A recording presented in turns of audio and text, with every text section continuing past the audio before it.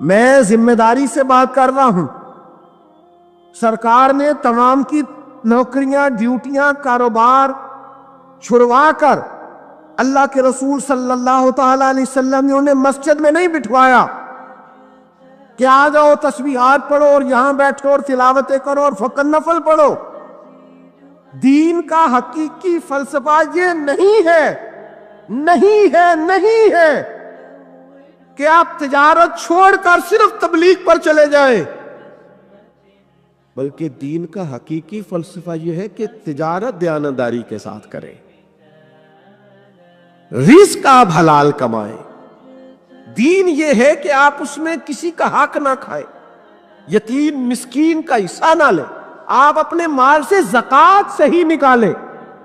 تو اس کو سمجھیے گا کہ جس طرح ہمارے ظاہری وجود پر تھوڑا سا دھبا ہو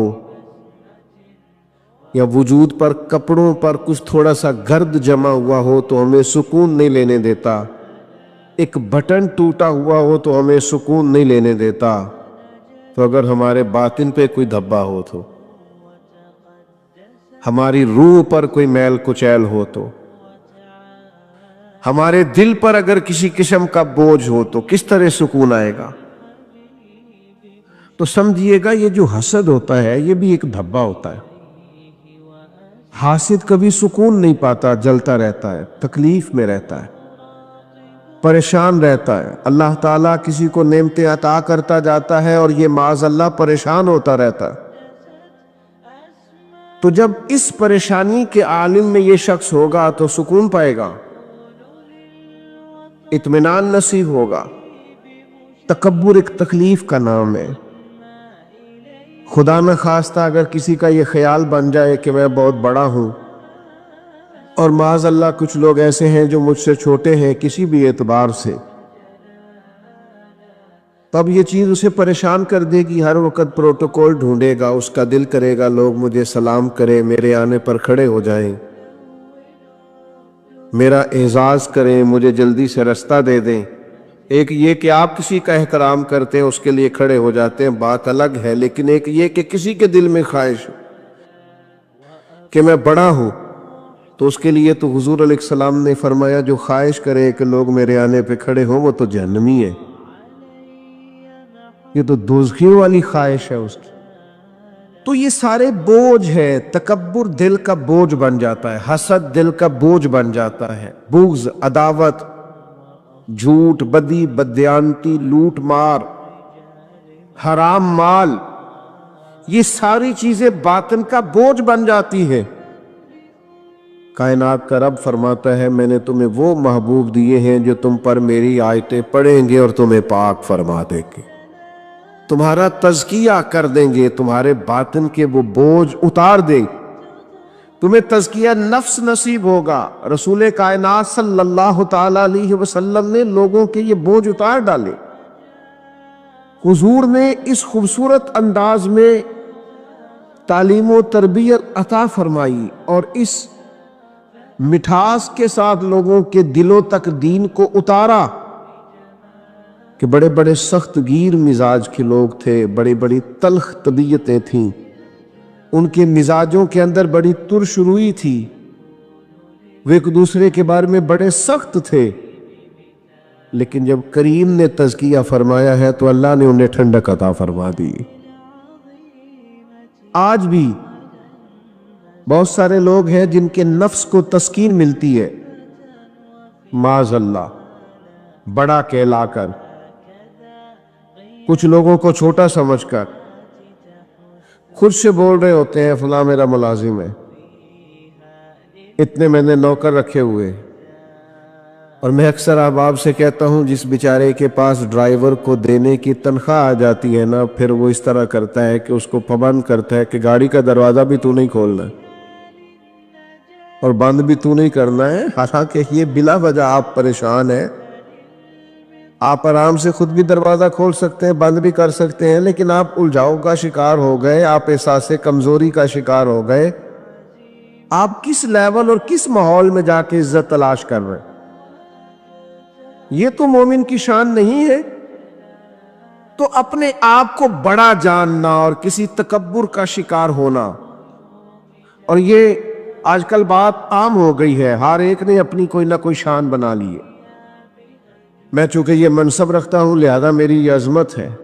بھئی کوئی آپ کو اکرام دے بات الگ ہے، پر آپ کی شان تو یہ ہونی چاہیے کہ وَعِبَادُ الرَّحْمَنِ الَّذِينَ يَمْشُونَ عَلَى الْأَرْضِ هَوْنًا، رحمان کے بندے تو زمین پر آہستگی سے چلتے ہیں، عاجزی سے چلتے ہیں، ان کے مزاج میں ٹھہراؤ ہوتا ہے، بردباری ہوتی، کسی قسم کے چھچھورے پن سے، کسی قسم کے تکلف سے، کسی قسم کی بناوٹ سے وہ ہمیشہ آزاد ہوتے، ان کی طبیعتوں میں معنی خیز قسم کا ٹھہراؤ ہوتا، اطمینان انہیں نصیب ہوتا ہے۔ حضرت ابو ذر غفاری رضی اللہ تعالیٰ عنہ صحابی رسول ہے، اور بڑے جلیل القدر صحابی اور بڑے فقیر منج صحابی ہے، اور فقر ابو ذر دنیا کے اندر ضرب المثل ہے۔ ایک بڑی عجیب صورتحال ایک شخص نے دیکھی، اس نے دیکھا کہ حضرت ابو ذر غفاری رضی اللہ تعالیٰ عنہ اپنے گھر سے نکلے تو جس طرح کا لباس جناب ابو ذر غفاری نے پہن رکھا ہے بالکل اسی طرح کا لباس ان کے غلام نے بھی پہنا ہوا ہے۔ آپ کی توجہ ہے میری بات پر؟ نوجوان زیادہ غور کرے ذرا اس پر، یعنی بالکل یہ بڑا بے موسمہ سا پھل تھا اس زمانے میں کہ جب غلام کو یہ اجازت ہی نہیں ہوتی تھی کہ وہ اپنی مرضی سے کوئی جانور دھوپ سے کھول کے چھاؤں میں باندھ دے، کہتے تھے تو اتنا سمجھدار ہو گیا کہ بغیر اجازت یہ کام کرے گا۔ تو جس طرح کا لباس آقا نے پہنا اسی طرح کا غلام، آج جو بڑا اچھا بھاشن دیتے ہیں نا غریبوں کے حقوق پر، کبھی ان کے کپڑے بھی دیکھنا، ان کے ملازم کے کپڑے بھی دیکھنا، ان کے جو قریب رہنے والے ان کے خدام ہیں ان کا لباس بھی دیکھنا۔ چلے میں چھوٹا آدمی ہوں، کوئی بڑی بات کروں گا تو اچھی نہیں لگے گی، وزیروں کی کیا بات کرنی ہے، یہاں تو پیروں کا حال بڑا انفرادی ہے، ذرا ان کا رنگ بھی دیکھیں اور ان کے خدام کا رنگ بھی دیکھیں۔ ہم کو تو میسر نہیں مٹی کا دیا بھی، اور گھر پیر کا بجلی کے چراغوں سے ہے روشن۔ وہ وہاں بڑا معاملہ بڑا عجیب ہے، خدا بندہ یہ تیرے سادہ دل بندے کدھر جائیں کہ درویشی بھی عیاری ہے، شہنشاہی بھی عیاری، اللہ ماشاءاللہ۔ تو وہاں خدام کے کپڑے ایک جیسے نہیں ہوتے، ان کا وہ جو شانہ آنا جانا ہے اور اٹھنا بیٹھنا ہے وہ بڑا انفرادی ہو جاتا ہے۔ تو کیفیت بڑی انوکھی ہے، جس طرح کا لباس سیدنا ابو ذر غفاری رضی اللہ تعالیٰ عنہ نے پہن رکھا ہے بالکل اسی طرح کا لباس ان کے غلام نے پہنا ہوا ہے۔ تو ظاہر ہے کہ عرب کے اندر یہ بڑا ایک انفرادی کام تھا اور بے موسم پھل تھا۔ تو آگے بڑھ کے لوگوں نے پوچھا جناب مسئلہ سمجھ میں نہیں آیا، بالکل اسی قیمت کا اسی طرح کا لباس آپ کا اور اسی طرح کے آپ کے غلام کا، ماجرا کیا ہے؟ تو جناب ابو ذر غفاری نے ٹھنڈی آہ بھری اور پھر کہنے لگے میری بات نہیں، یہ مدینے والے محبوب کی بات ہے۔ یہ وہ کمال ہے جو اس محبوب نے دیا ہے کہ یتلو علیکم آیاتنا ویزکیکم، وہ جو تزکیہ نفس کی خوبصورت وادی سے ہمیں گزارا ہے، یہ اس کا ثمرہ ہے، یہ اس کا پھل ہے، یہ اس کا نتیجہ ہے۔ حضرت ابو ذر غفاری رضی اللہ تعالیٰ عنہ پھر خود ہی فرمانے لگے میں نے ایک دفعہ نا کسی غلام کو کسی بات پہ آر دلا دی تھی، کوئی سخت جملہ بول دیا تھا، فرماتے محبوب نے مجھے تنبیہ فرمائی اور ذرا سننا بات کو۔ حضور فرمانے لگے ابو ذر یہ تمہارے غلام تمہارے بھائی ہے، یہ تمہارے غلام تمہارے، ذرا بولیے گا تمہارے غلام تمہارے کون جی؟ غلام تمہارے، یہ درجہ دے کے دیکھے نا، یہ حضور نے دیا ہے، فرمایا یہ تمہارے غلام تمہارے بھائی ہیں، جس طرح کا خود کھانا اسی طرح کا انہیں بھی کھلانا، اور جس طرح کا خود پہننا اس طرح کا انہیں بھی پہنانا۔ اور ان کی طاقت سے زیادہ ان پر بوجھ نہ ڈالنا، اور اگر کبھی طاقت سے زیادہ ان پر بوجھ ڈالو تو پھر کام میں ان کی مدد بھی کرنا۔ حضرت ابو ذر غفاری فرماتے بس وہ دن اور آج کا دن حضور سے سنا ہے نا کہ جس طرح کا خود پہنا انہیں بھی پہنانا ہے، تو فرمایا بس پھر طے کر لیا ہے جس طرح کا خود پہنتے انہیں بھی پہنا دیتے ہیں۔ میرے عزیز، یہ جو آج مزاج ہے ہماری طبیعت میں، بوجھ ہے یہ چیز کہ ہم کچھ لوگوں سے اپنے آپ کو بڑا جاننے لگے۔ کچھ لوگوں کا حال یہ ہے کہ وسائل پر میرا ہی حق ہے، اور مختلف قسم کی لوٹ گھسوٹ، ظلم، جبر، زیادتی، اور کسی سے چھین کر اپنا گھر بسانے کی کوشش۔ یہ تو بہت بڑی بزدلی ہے، یہ تو بہت بڑی ناکامی ہے، یہ ظلم تو اتنی بڑی زیادتی ہے کہ یہ آپ کو کسی صورت سکون نہیں لینے دے۔ آپ ہمیشہ بے چین، بے قرار، الجھے ہوئے، مضطرب اور وسوسوں کے غلبے میں ہر وقت دبے نظر آئیں۔ میرے بھائیوں، یاد رکھیے گا اور سمجھیے گا، حضور علیہ الصلوۃ والسلام نے ہر قسم کے تکبر نکال دینے سے، ہر قسم کی عداوتیں اپنے دلوں سے دور کرنے کا ہمیں حکم ارشاد فرمایا۔ یہ کر دینا بندہ ذرا ہلکا پھلکا سا ہو جاتا ہے، وہ عاجزی میں رہے تو ذرا تھوڑا سا نارمل زندگی بڑی خوبصورت۔ یہ پروٹوکول والی زندگی بڑی خطرناک ہوتی ہے، لیکن اس کا پتہ اس وقت چلتا ہے جب پروٹوکول ملنا شروع ہو جاتا ہے۔ اس سے پہلے چاہت ہوتی ہے، پھر تو بندے کو جب ملنے لگتا ہے تو اسے احساس ہوتا ہے کہ میری تو ذاتی زندگی کوئی نہیں رہی، میں تو نجی طور پر کوئی کام کرنے کے قابل ہی نہیں رہا، میں تو وہ کچھ کر ہی نہیں سکتا جو مجھے کرنا چاہیے تھا، الا ماشاء۔ وہ مشکل میں محسوس کرتا ہے، تو عاجزی سے رہنا، اپنے مزاج کو ہلکا پھلکا رکھنا، تکبر سے، انانیت سے، جھوٹ سے، بدی سے، بلا وجہ کسی پر زیادتی کرنے سے بچنا، اور عام لوگوں کے ساتھ حسن سلوک کرنا، اس سے انسان کی پاکیزہ فطرت کا پتہ چلتا ہے۔ حضرت انس بن مالک رضی اللہ تعالیٰ عنہ ارشاد فرماتے، ایک شخص نہ آیا حضور کی بارگاہ میں، کہ بعض اوقات لوگ کسی بڑے آدمی کو دیکھتے ہیں نا تو وہ تھوڑے سہم جاتے ہیں، ڈر جاتے ہیں۔ وہ میرے ساتھ بھی کئی دفعہ ایسا ہوتا ہے، بہت سارے لوگوں نے کیمروں میں دیکھا ہوتا ہے نا، تو وہ اچانک سے کہیں ملاقات ہو جائے تو بعض دوست جو ہوتے ہیں وہ جملے ٹوٹنے لگتے ہیں، تو انہیں کہنا پڑتا ہے کہ جناب آپ غلط فہمی کا شکار نہ ہو، ہم بڑے چھوٹے آدمی ہیں، آپ مہربانی فرمائیں، آپ ایزی رہیں، نارمل رہیں۔ تو لوگ بعض اوقات کسی کو دیکھتے ہیں تو اپنے اوپر کنٹرول نہیں رکھ پاتے، مشکل ہوتی ہے۔ حضرت انس بن مالک رضی اللہ تعالیٰ عنہ ارشاد فرماتے ہیں، یہ بخاری میں موجود ہے اور دیگر کتب احادیث اور کتب سیرت میں بھی موجود ہے، اور مختلف الفاظ کے ساتھ روایت موجود ہے۔ آپ فرماتے ہیں کہ وہ شخص آئے کسی ملک سے اور حضور علیہ الصلوۃ والسلام کی بارگاہ میں حاضر ہوئے، تو ظاہر ہے نبی پاک علیہ السلام کی خدمت میں صحابہ سراپا ادب بن کے بیٹھتے تھے، تو انہوں نے وہ کیفیت دیکھی نا نبی کریم کی، اور صحابہ کے ادب کی، احترام کی، اور پھر اللہ تعالیٰ نے جو محبوب کو رعب عطا فرمایا ہے اس رعب کو ملاحظہ کیا، تو فرماتے ہیں اس شخص نے، جو آئے تھے، انہوں نے کانپنا شروع کر دیا، ان کے وجود پر رشا طاری ہو گیا، وہ ایک عجیب سے خوف میں مبتلا ہو گئے۔ اب ذرا انداز دیکھیے گا، وہ خوف میں مبتلا ہوئے تو محبوب پاک علیہ السلام نے تھپکی دی، حضور فرمانے لگے ڈرتے کیوں ہو؟ تو انہوں نے عرض کی کہ میں مدینے کی حکومت کے سربراہ کی خدمت میں آیا ہوں، تو مجھے ڈر لگ رہا ہے کوئی بات نہ ایسی ہو جائے جس سے آپ ناراض ہو جائیں۔ دیکھیے گا بات کہاں کی تھی، چلی کہاں گئی۔ حضور علیہ السلام کی آنکھوں میں تو آنسو آ گئے، اور کریم فرمانے لگے نہیں، آپ کسی بادشاہ کے پاس نہیں آئے، آپ تو اس بیٹے کے پاس آئے ہیں جس کی ماں گوشت کے خشک ٹکڑے کھا کے بھی گزارا کر لیتی. میں تو غریب ماں کا بیٹا.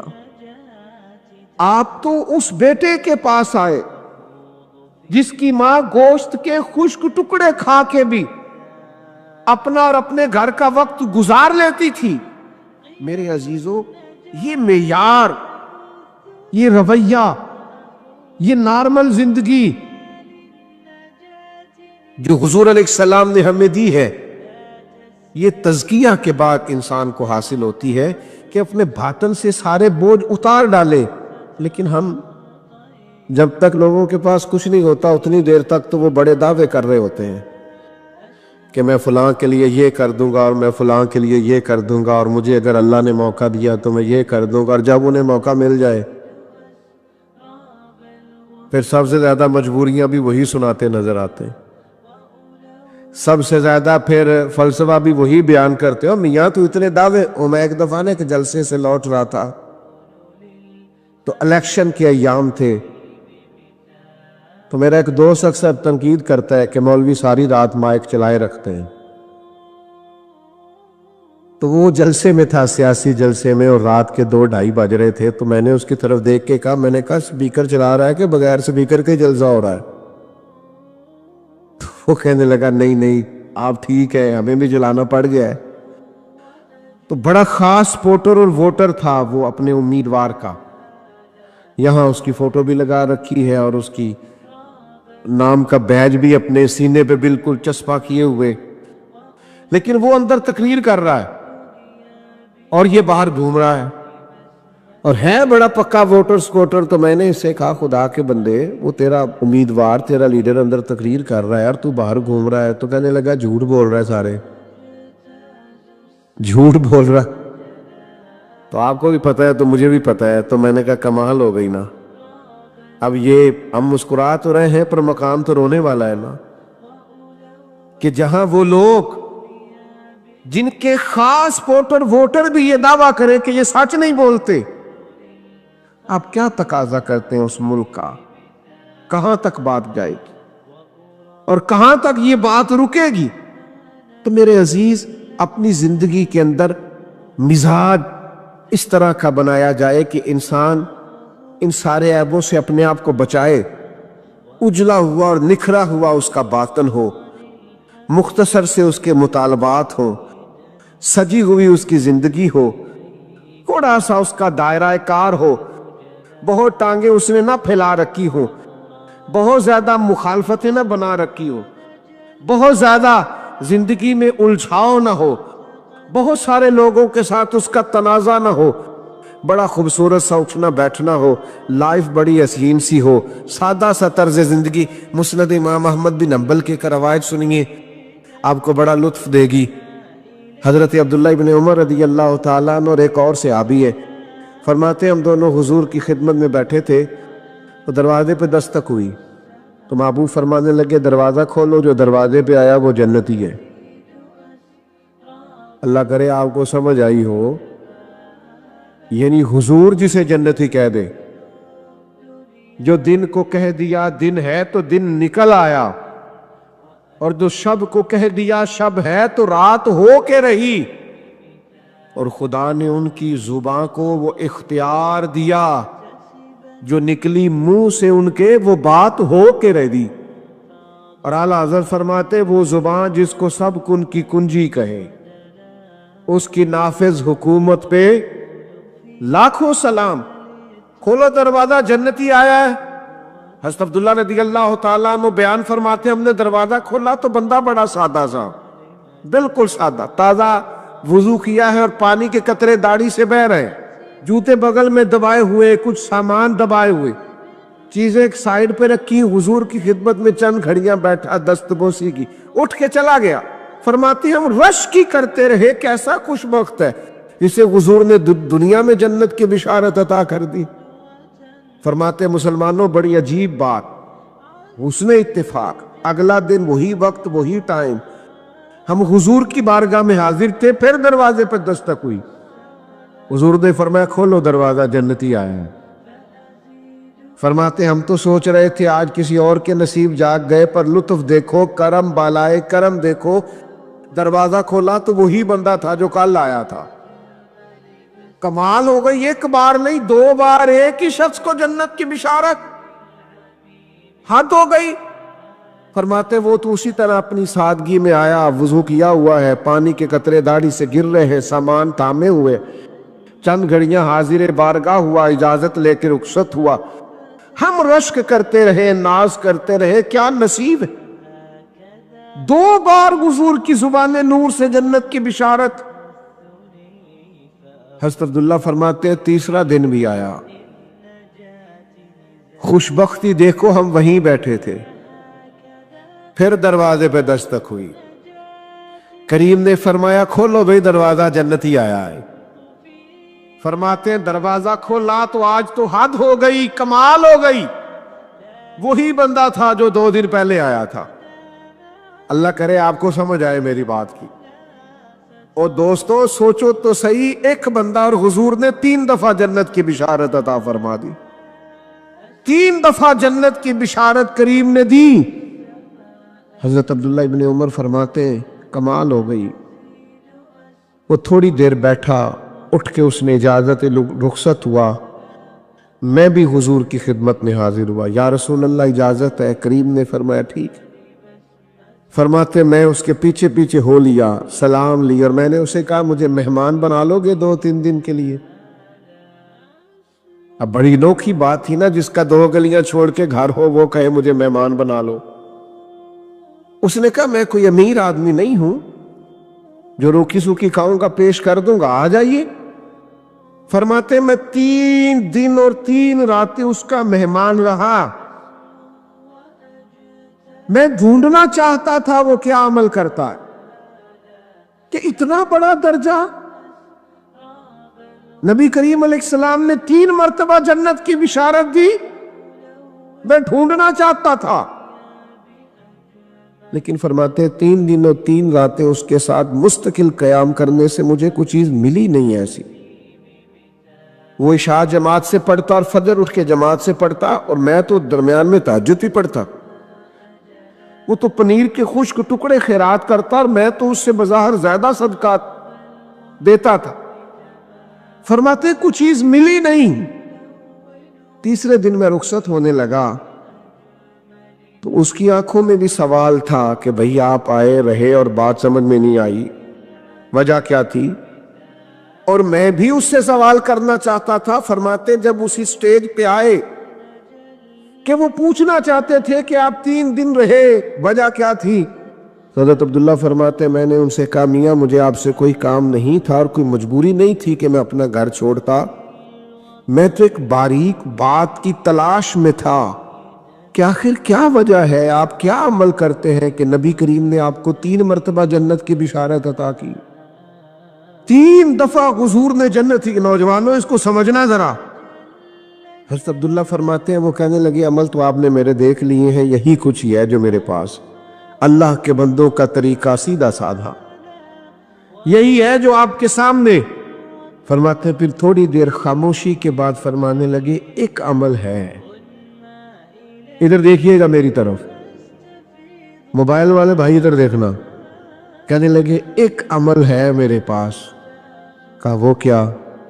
فرمانے لگے میں جب صبح اٹھتا ہوں نا، اپنے دل پہ نظر کرتا ہوں، میرے دل میں کسی کے لیے بغض کوئی نہیں، عداوت کوئی نہیں، کینہ کوئی نہیں، حسد کوئی۔ اپنے باطن پر جب نظر ڈالتا ہوں دل کو کشادہ پاتا ہوں۔ اور یہ ترمذی میں روایت موجود ہے، نبی کریم علیہ السلام نے حضرت انس بن مالک رضی اللہ تعالیٰ عنہ سے فرمایا اے انس، اے میرے بیٹے، آپ سے ہو سکے تو صبح اس حال میں کیجئے گا کہ آپ کے دل میں کسی کا بغض نہ ہو۔ حضور فرمانے لگے یہ میری سنت ہے، دل کو صاف رکھنا یہ میری سنت۔ حضرت عبداللہ فرماتے ہیں وہ صحابی مجھ سے فرمانے لگے کہ میں اپنے دل کو صاف پاتا ہوں۔ آپ فرمانے لگے بس پھر میں سمجھ گیا ہوں یہ جو آپ کے دل کی طہارت ہے نا، اسی کی وجہ سے اللہ کے محبوب نے 3 مرتبہ جنت کی بشارت عطا فرمائی۔